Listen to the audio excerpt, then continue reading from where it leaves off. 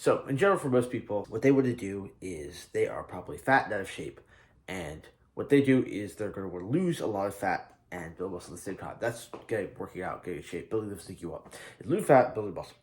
But the thing is, if you're going to cut down, I personally think that building muscle, putting it on, is easier than cutting off muscle. Because I started off, I was kind of a chubby kid, and I actually wanted to get more lean, more skinny.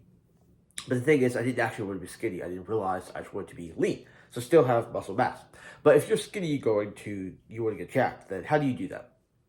And like I said, I personally think it's a bit easier because it is much more simple. But I suppose from everyone's perspective, it is a bit different. So again, like I said, if you want to have a good frame and a good physique and like look really good, in your body and like jacked and worked out, then it's obviously not just about being as small as possible. You obviously need muscle mass. You're going to need some depth. But how do you do that? Well, the formula for building muscle, anything, like I mentioned, is building muscle and losing fat. Those two things are going to get you to look very good in your physique. In order to actually achieve that, what builds muscle is hypertrophy.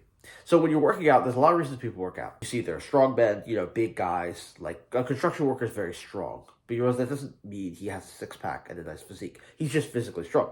So there's lifting for strength. They're looking for endurance, which a lot of athletes do because they can perform over a certain period of time. And then there's training for hypertrophy, which is what bodybuilders do. And hypertrophy is getting the muscle to actually tear so that you can build it back stronger. And the way you do that is actually by decreasing the amount of time in between your sets and reps. So again, like I said, for a lot of people in the gym, or just working out in general, what ends up happening is that if they become too distracted or they're on their phone too much, then they'll end up waiting too long in between each set. I started cutting like about in 2022. When I wanted to put on more muscle at the end of 2024, what I actually started doing was actually decreasing the amount of times I rested in between each set. And that actually allowed me to sort of look bigger and gain more muscle. And I noticed it post-workout because there's a mirror back there I have. And every time I work out, I would go look in the mirror and take pictures, and I looked like a bit, bigger and bulkier, which was good because I was putting on mainly muscle and not fat. Now, the difference between how much you actually retain in the muscle and the fat is more dependent on your diet, which we'll get to. The most important part, just at all, is stimulating muscle growth, which is going to be going to failure. That's probably the most important thing.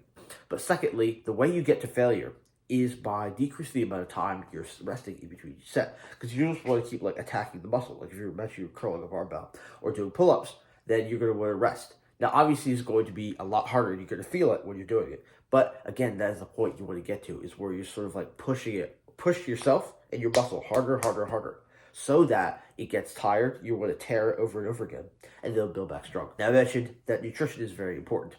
And I still do intermittent fasting. I think fasting is really important for your body using the nutrients it already has. In fact, you don't even need pre-workout or anything because your body's carrying fat, unless you're sub 10 body fat percentage. But again, like I said, all that is very important, and it comes down to your diet and what you're eating. So if you want to bulk up, you're going to want to eat more food. That's just obviously how it works. Gaining weight is a numbers game. Calories in versus calories out. If you eat less calories than you burn, you're going to lose weight. If you eat more calories than you burn, you're going to gain weight. And for building muscle, this, of course, is important because muscle actually is way more heavier than fat. What you're going to want to do is you need to be eating more. And I know that can seem scary, to some of you out there who start off like me, where I was a bit heavier, and I wanted to eat just as less as possible so I can get lean shredded. But in order to put on muscle, you are going to need to eat the right amount of food. That's the tip here, what I'm going to say. Where when I'm saying you need to eat more, you need to eat more of protein. Protein is the right amount of food, which is going to build muscle. And it actually is going to help you retain muscle and not keep on fat. Because protein actually, out of all of the macros, out of carbs, proteins, and fats, protein is actually the best when it comes to digestion. Because when you digest, your body digests protein, it actually burns some calories to do that. Just like how your body burns calories, just like me existing right now, talking, that's burning calories. Well, you're going to want to eat protein because that's going to repair the muscle damage that you've done, but also it's going to build it back stronger in the most important way. Now, it's actually imperative that you know that you should be scheduling your cardio and your physical activities like running around your workouts. So your workouts are the primary thing. Schedule your runs around it because a lot of people say running kills gains. That's not necessarily true. It's the effects that running has. If you run a lot, you'll know your body actually begins to crave carbs. That's what the bread paradox is. And so you're going to end up eating a lot of carbs. You're going to be very hungry for it. You're not going to go for the protein that you need after the workout. So I recommend either running on a completely different day that you lift, or you do it after. Do not do it before, because you're going to get too tired and you're not going to be able to push yourself to failure like you should be. Also adds to the failure thing. Number 3 is going to be you need to move more weight. So if you're a calisthenics athlete like me, like most of us here, then you're eventually going to get a point where you need to start increasing the rep count, which again is good, but I really think you are going to need to start moving some sort of weight. Now, it's not you need to buy weights. You can actually get a book bag that you have, or like a belt, and just put on more weight and start doing weighted calisthenics so that you increase the resistance that you're doing. It just matters that you increase the resistance. It doesn't matter how you do it. But that is actually going to really get your body to push itself further and harder and actually build muscle and get bigger. So take these things into account. Also, quick tip.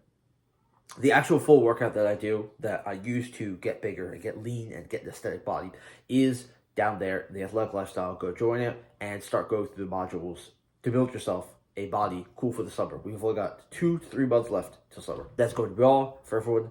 And like I said, go join the Athletic Lifestyle in order to start your training today, or just DM me and I will personally record you a video where I explain and help you with a problem that you're going through. All that is the Athletic Lifestyle.